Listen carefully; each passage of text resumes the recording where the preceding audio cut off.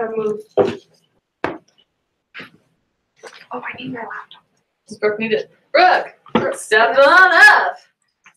My hair looks really good today. It does look dark. And now the whole class knows. Everyone keeps telling me that my hair. Okay.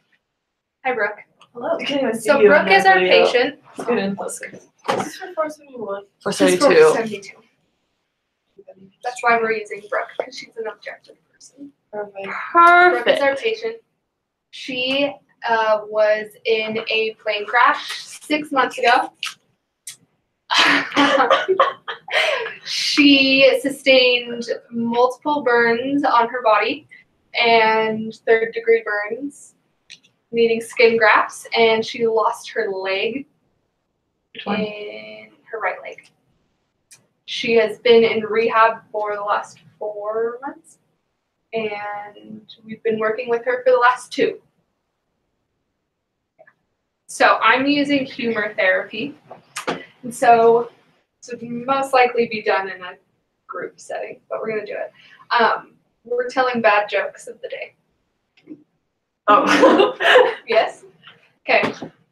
You ready for this? You don't got bad jokes? Yeah. What do you call a cow with one leg? Ground beef. Lean beef. Oh.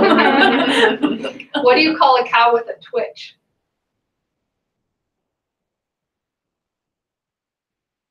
I got it. Beef jerky. Oh my god. It's working. It's so funny. Look how happy she is.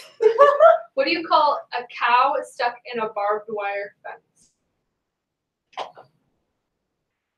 I don't know, mutilated beef. Oh. Like, Utter destruction. ew. Oh my gosh. How do you catch a unique rabbit?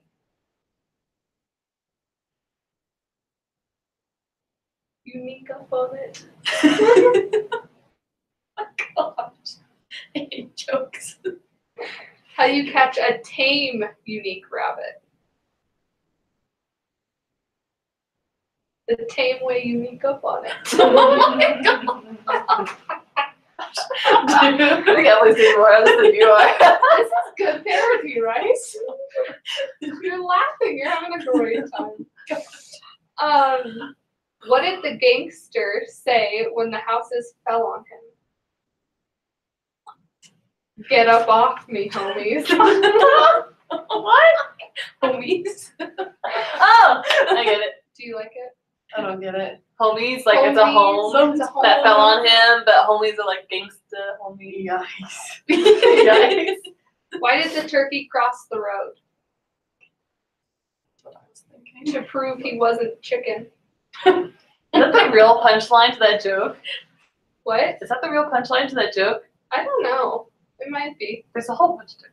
Why did the boy throw the clock out the window? Ooh, something about time flying. Time. He wanted to see time fly. There's some time like 10 times. What did the cookie say to the watermelon? Nothing. Cookies can't talk. Wait, so is this all we're doing for the assignment? This is my intervention. So you're just like, you actually like do what you're gonna do? I wasn't. Yeah, it's role playing. Okay. She'd come into my office and we'd sit and tell jokes.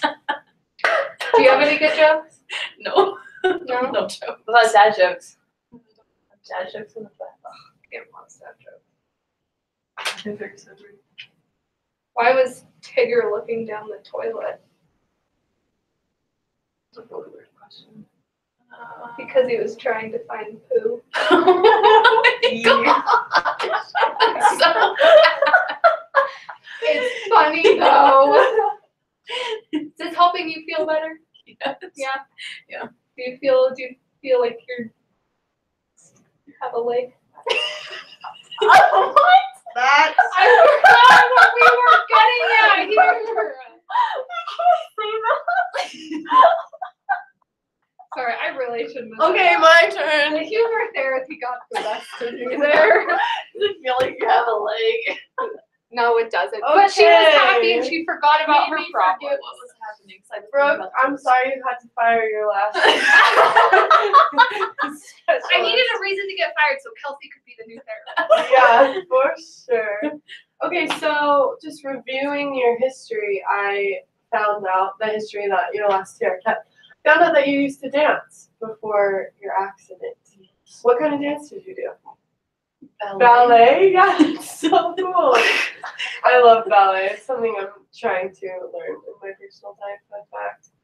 Anyway, but I want you to know that you can still pursue that. I feel like after these injuries and these traumatic experiences, a lot of times we feel like our whole life just goes out the window. But that's not true. Therapeutic recreation is all about helping to enhance the quality of your life, and we want to do that with a strength-based approach so that you can feel like you can still utilize your strength. So I want to show you this video.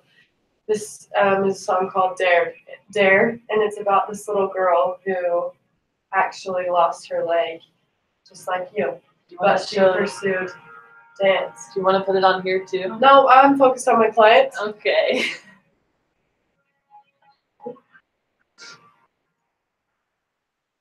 It's also really dramatic because it's about the band, you know, but let's focus on the shots of the girls. She's gorgeous, huh? So this is the girl, this is her in the hospital, being adjusted to a wheelchair.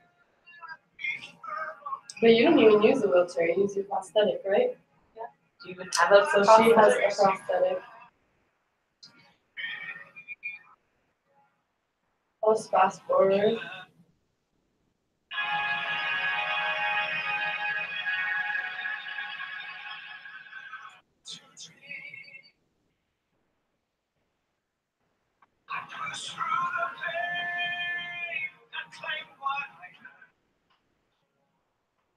She's there training with her teammates.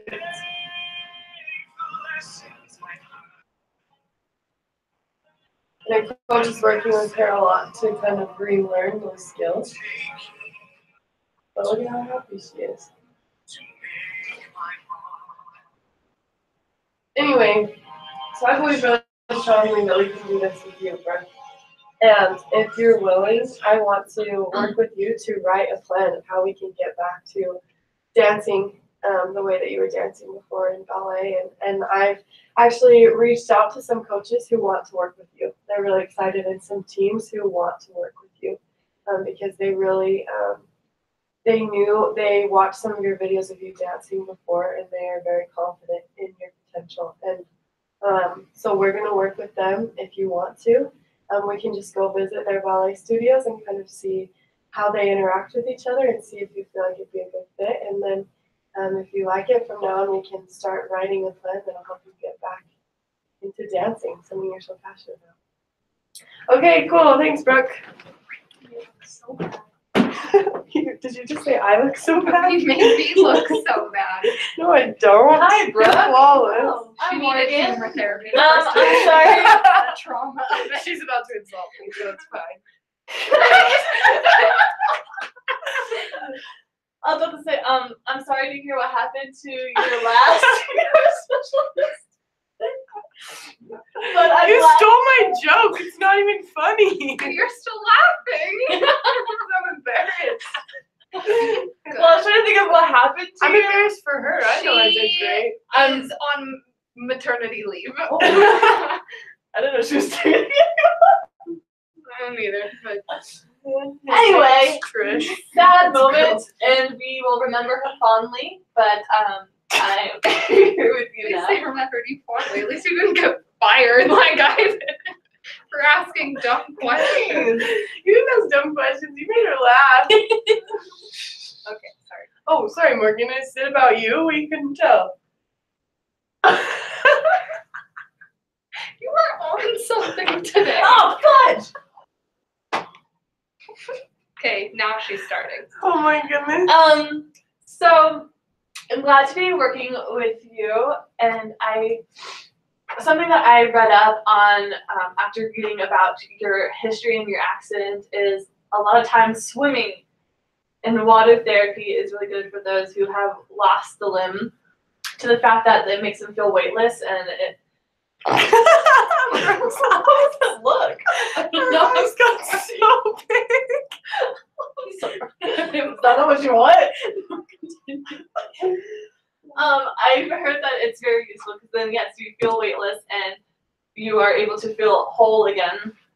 And I think it's also a great way to be active and stuff like that. And I heard from a little birdie, your mother, that you used to swim yourself. Perfect. Yes. I think this is also going to help regain that skill because I think learning to swim is something very important. And now that you have lost a limb, you're going to have to relearn how to do it because you'll be using more of one muscle than another. So this will be a great way to revisit that skill and build upon it. You gotta go for 5 minutes. I mean, I think you guys took up most of the time. Well, my timer's only at like 11 minutes. Right okay, now. we're going to talk about how we're horrible at this and we need to get better. Except for Kelsey and Morgan, so really just me. Okay. But obviously, in a therapeutic rest setting, we wouldn't be going, I guess, contraindicative of what the therapists before us would do. We'd want to analyze that and see how it benefited them and how if they enjoyed that. So if like Brooke enjoyed dance, or if she didn't enjoy that, maybe swimming would be a different thing that she felt more comfortable doing, or just how well the person responded to the therapy that was done before with the other rec therapist. I think something important to remember is that you have to look at the client's history.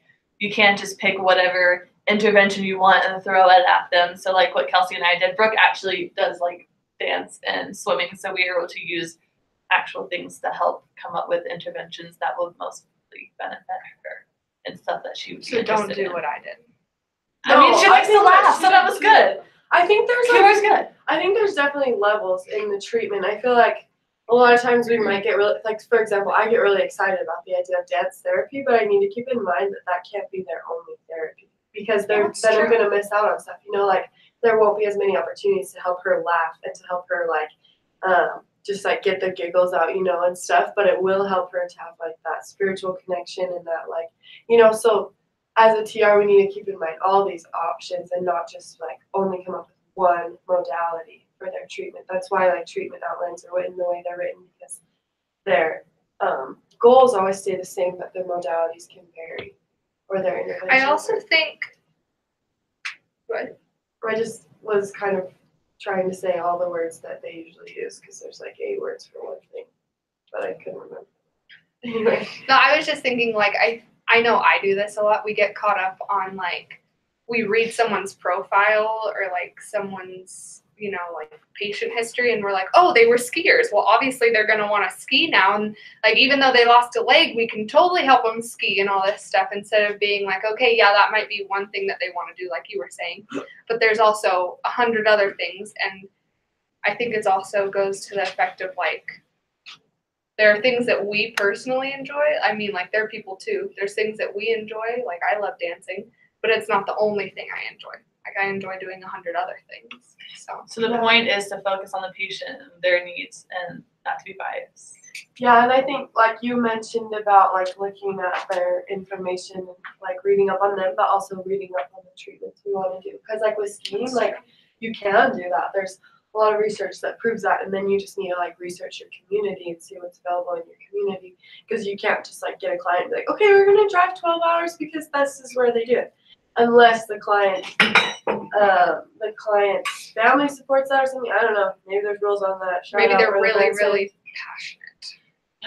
I think one thing that I really liked that you did, Kelsey, was that you came to her and was like, I know this is something you like.